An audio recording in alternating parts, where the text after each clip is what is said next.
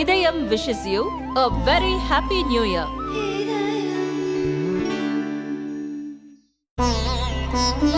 இதயம் wishes you a very happy new year. Chennai Egmore அருங்காட்சியகத்தில் சிந்துவெளி பண்பாட்டு கண்டுபிடிப்பின் நூற்றாண்டு நிறைவு பன்னாட்டு கருத்தரங்கு 3 நாள் நடக்கிறது.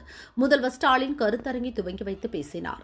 இந்நிகழ்ச்சிக்கு கல்லூரி மாணவ மாணவிகள் பலர் வந்திருந்தனர். கருப்பு துப்பட்டா அணிந்திருந்த மாணவிகளுக்கு போலீசார் அனுமதி மறுத்தனர். அணிந்திருந்த துப்பட்டாவை கழற்றி கொடுத்த பிறகே மாணவிகளை உள்ளே செல்ல அனுமதித்தனர். கருப்பு நிற பேக், குடை முதலான பொருட்களையும் போலீசார் வாங்கி வைத்துக் கொண்டனர்.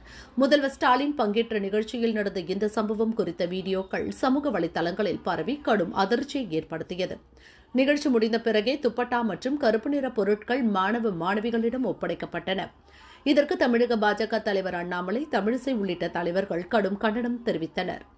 இது என்ன மாதிரியான எதேஸ் அதிகாரம் என அண்ணாமலை காட்டமாக கேட்டிருந்தார். இதனையடுத்து சென்னை போலீஸ் வெளியிட்டுள்ள விளக்க அறிக்கையில் கூறியிருப்பதாவது: பணியில் இருந்த போலீசார் தேவைக்கு அதிகமான எச்சரிக்கையுடன் செயல்பட்டதுதான் பிரச்சினைக்கு காரணம் என தெரிய வருகிறது. விழா அரங்கினுள் அனுமதிக்கப்பட்ட நபர்களை தணிக்கை செய்த போலீசார் கருப்பு துப்பட்டா அணிந்து வந்தோரிடம் துப்பட்டாவை வாங்கி வைத்தனர்.